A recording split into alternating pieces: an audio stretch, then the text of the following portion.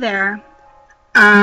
This is me, and I am the light worker that did a 4-part series about how I was in a relationship with a guy that ended up being, a narcissistic alcoholic.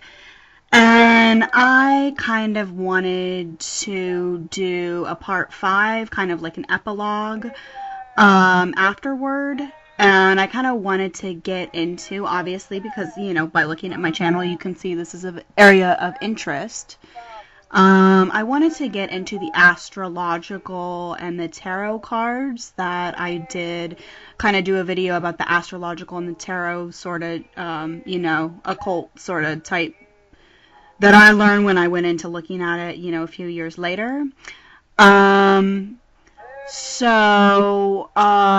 First I'm going to tell you that I'm going to get into the astrological part.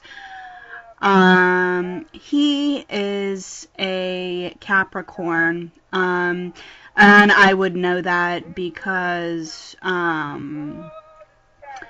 I have actually all of my planets in Capricorn or Taurus. Like, for example, my, Mars is in Taurus. And so what a Mars represents in a woman's chart is, the type of man that I, am interested in. And when I look back, when I got into astrology, if I look back on it now, every guy that I've ever dated either has his sun sign or both his sun and moon sign, in an earth sign. So the guy that I was dating that ended up, being an alcoholic, for example, he was a Capricorn moon, born on January, New Year's Day, as I mentioned in my video before. So he was a Capricorn sun with a Taurus moon.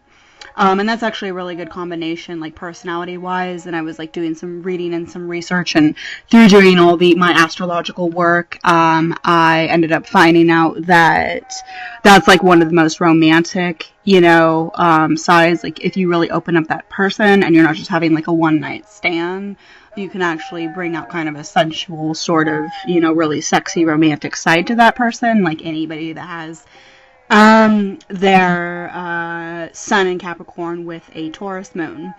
So, I'm just kind of, gonna go into this video about different things in his birth chart and my birth chart, but I think are going to give more insight as to why I went through what I went through. So he is a Capricorn born on New Year's Day, with a Taurus moon.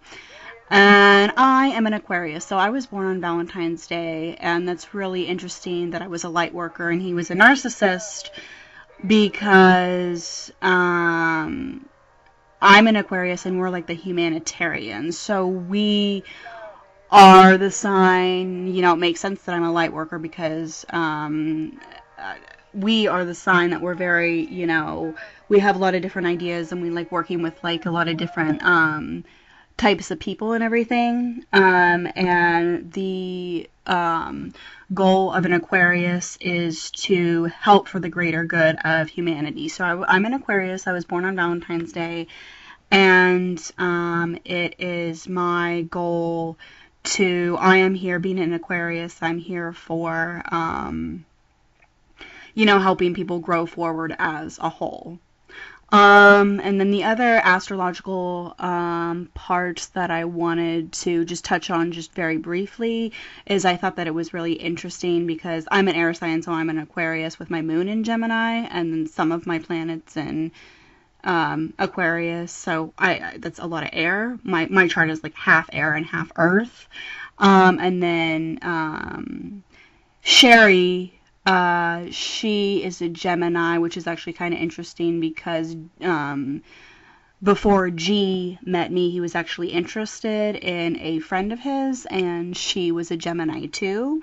So and it's actually kind of interesting because his Venus is in Aquarius, so that would make sense why he likes earthbound women, you know, me being an Aquarius with a Gemini moon and a lot of earth, or a lot of air and earth in my chart, and then Sherry is a Gemini, and then the other friend of ours that G had liked before.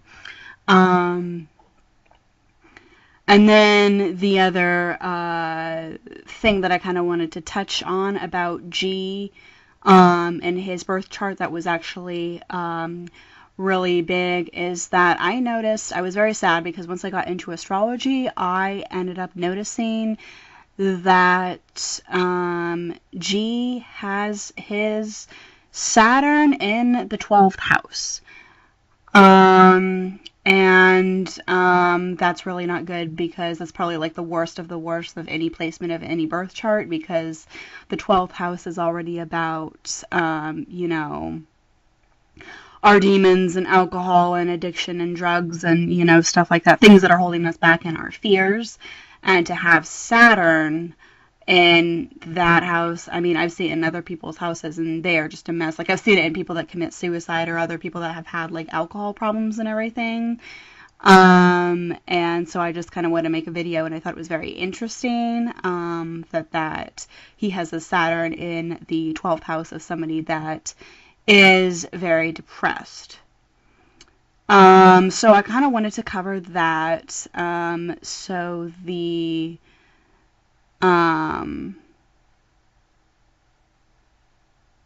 you know, the astrological part, and then you know, that I ended up finding out once I started studying tarot and astrology, and then the other thing that I wanted to go into, you know, is also the tarot card part of it. You know, like I said, this took place between 2007 to 2009. And when I was just out of high school, I didn't even get into doing the tarot cards until I was in college. And probably a couple years ago, maybe about a year ago, I was actually asking the tarot cards, you know, a couple of questions about it. And I'm just going to kind of go into the slideshow, and you can see like the pictures on the screen and everything that the different tarot cards that came up.